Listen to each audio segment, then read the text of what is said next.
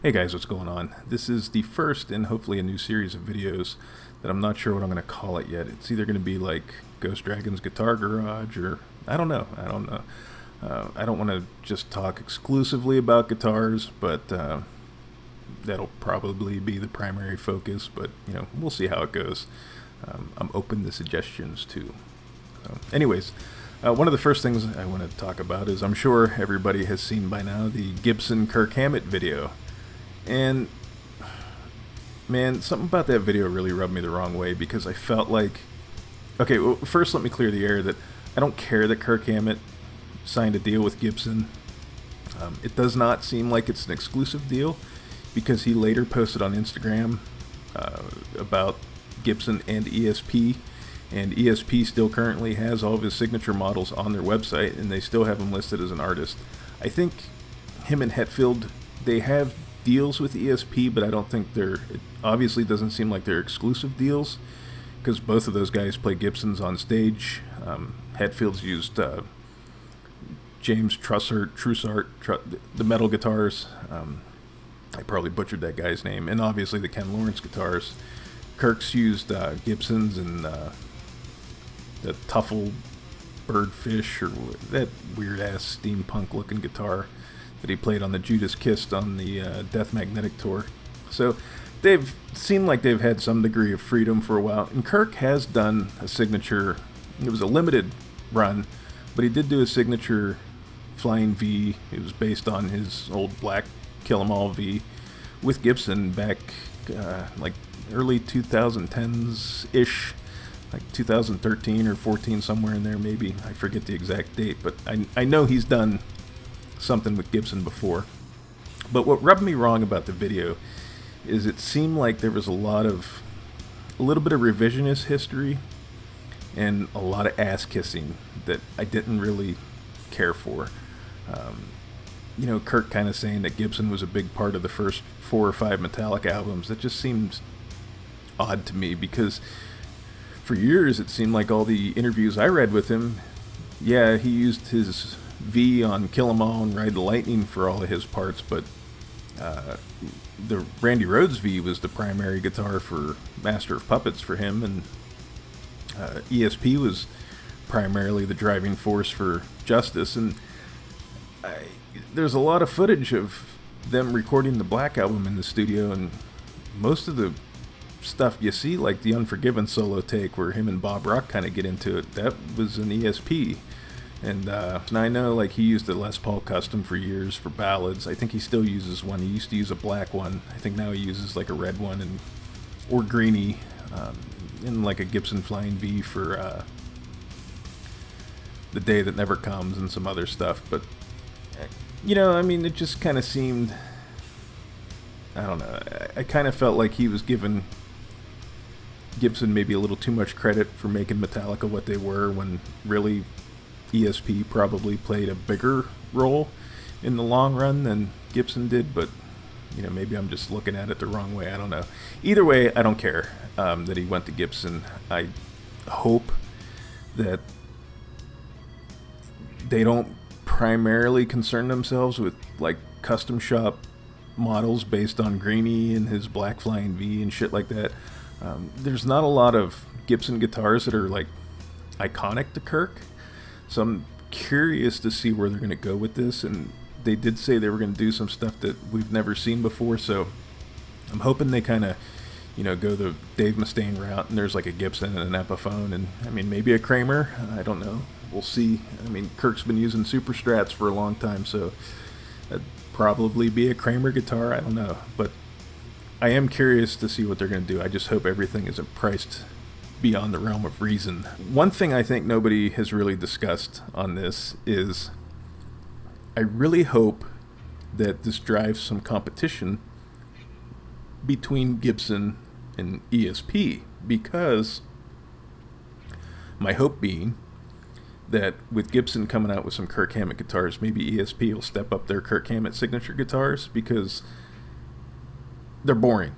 Outside of the White Zombie guitar and the Purple Sparkle and the limited edition re-release of the Spider Les Paul Jr. guitar, his signature guitars are boring.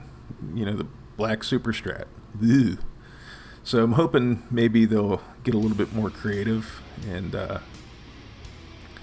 do some of the more oddball ones, or maybe bring back like the Ouija guitar or something, you know, just kind of get away from a plain black super strat.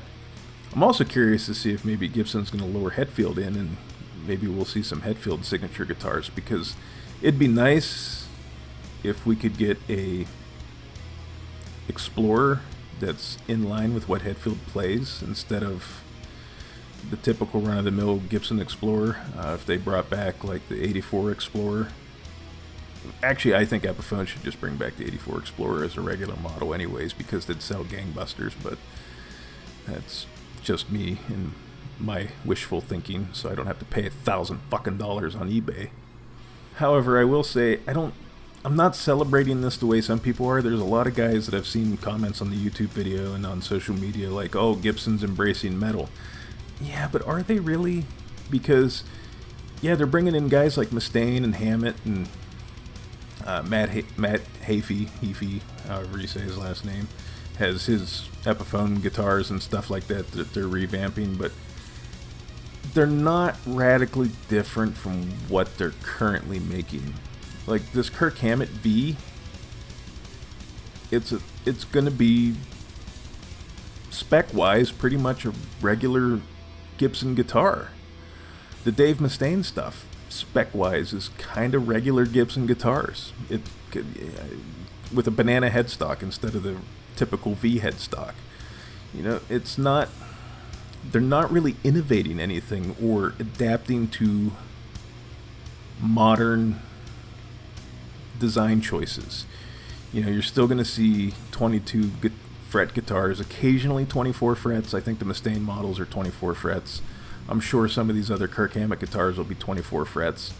But I mean, it's not like, you know, Gibson proper isn't really embracing modern changes in their lines. They're staying pretty true to what they've done forever. Now, granted, you have the Epiphone Prophecy series, which has Fishman influence pickups and some other modern amenities and stuff like that. But I mean, until we start seeing that bleed over in the Gibson proper, I don't really think that they're embracing metal the way some people think they're embracing metal. And I'm not trying to say that Gibson's bad or anything like that. I mean, there is the dad rock aspect of Gibson guitars that I do love. I mean, listen, if I could have every one of these Epiphone Les Pauls that are behind me that you can't see as Gibson models, I would, but I need all my vital organs to live, not to buy guitars. Sadly, Joey Jordison died this week, and I seen Slipknot with him behind the kit, so I'm thankful for that. But you know, Slipknot, I know Slipknot's a divisive band, but they hit at a time where in my life it was probably just the right time, because I was still a teenager full of piss and vinegar, mad at the world and hated everybody, and that's pretty much what that first couple Slipknot albums were. And at the time, being fresh into heavy metal, I think the heaviest thing I was listening to at the time was Pantera. And then here comes Slipknot with blast beats and all this other shit that I've never even experienced before in my life. And I was like, what is this? And that's what I think a lot of people don't realize about a band like Slipknot, is that was the gateway for a lot of people to different genres of heavy metal. You know, I never would have probably discovered half of the death metal that I did if it wasn't for reading interviews with Mick Thompson talking about the death metal that he listens to and things like that. I can't remember the bands now. This was 20 years ago. God, I'm getting old. But you know, Joey was a big part of that creative process for the albums that he was on. You know, he wasn't just a drummer. He wrote the music, and not all of it, but I mean, him and Paul Gray were, I believe at the time, the primary songwriters as far as the music goes, with the other guys contributing here and there. But I mean, he was a guy that his styling was probably the most technical drumming a lot of people had ever heard at that point in time. And he also, like I said, I mean, he brought things like the blast beat and stuff like that into the mainstream. And, I mean, being in a local band at the time, you know, all the local bands, the drummers, they were always talking about Joey and what he was doing and how they were trying to figure out the stuff that he was doing. And it made people want to play better. And like I said, I know the band is fairly divisive and not everybody loves Slipknot and some people despise them outright. But I mean, they brought something to the table that made people, one, discover more extreme genres of music that they probably otherwise wouldn't have. And two, it pushed people, at least people I know, it pushed them to be better musicians. So I mean, that's a hell of an accomplishment. And it's sad to see that he's gone at such a young age. It's sad that, as far as we know, we don't know what kind of relationship he had with the guys in the band, if they ever reconciled or anything like that. But, you know, I mean, for at least a lot of people in my generation, a big part of the driving force to make them pick up and play instruments is gone. And that sucks, man. This is, I kind of, you know, in 46, man, that's way too young. Way too young for anybody to go. Let's try to end this on something a little bit more positive. Harley Benton, a brand that I've been interested in for quite a while, but I haven't pulled the trigger on because of import fees and all that other bullshit that's involved with getting stuff from other countries when it comes to having them come to North America.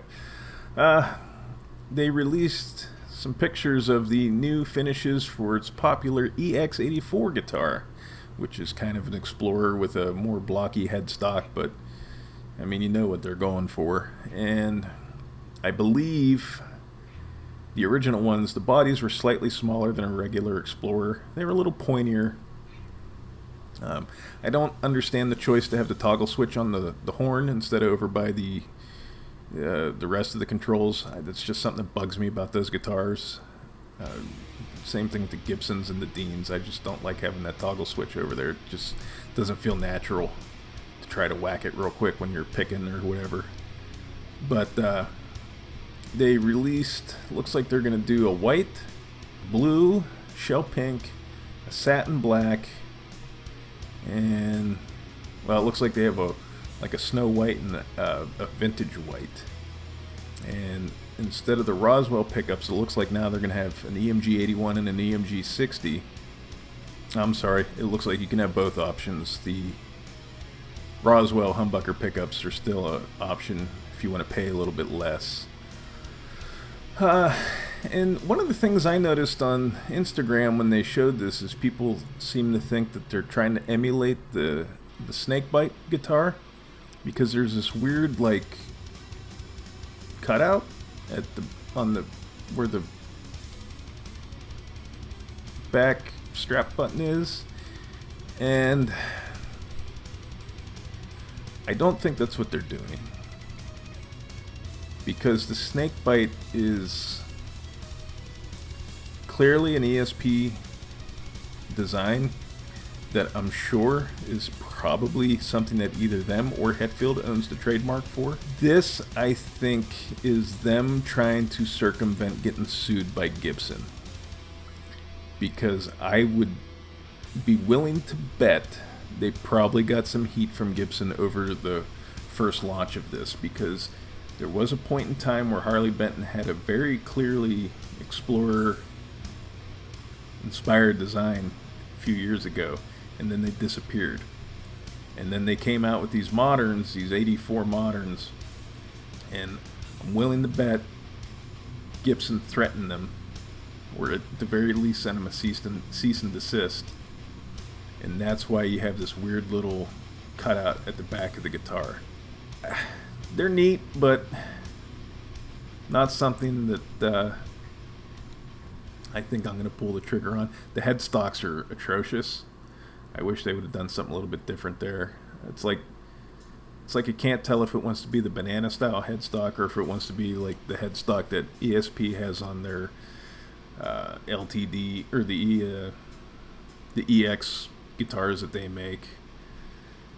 But yeah, the headstock doesn't jive with me.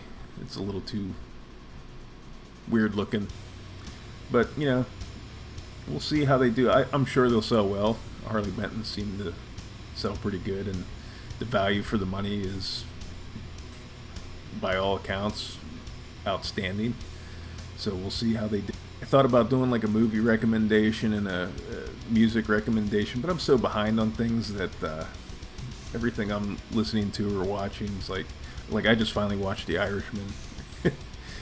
And it's been out for how long? Which, I mean, it was awesome. Don't get me wrong, but you know, I'm still playing catch up. You know, when you have kids, most of your media consumption is children's movies. I've seen the first half hour of Ray and the Last Dragon about 40 times, and I think I've only seen the whole movie once. But yeah, you know, that is what it is. So I'm looking forward to the music that's coming out this year. Hopefully, you know, we'll be getting a new Metallica record in the next year and a half. But we know for sure there's a Megadeth album coming out, Exodus album, you know, so. And I've been getting in the vinyl, so I just recently picked up the Great Southern Trendkill on vinyl. I got the Fear Factory Demanufacture 25th anniversary vinyl. I gotta give that a spin. Hopefully one of these days I can sit down and finish listening to the Burn My Eyes and 25th anniversary live in the studio vinyl all the way through. I think I've only listened to the one record so far. But, you know, that's just how things are. And, like, even with video games, like, I'm still behind. I'm playing Doom Eternal right now.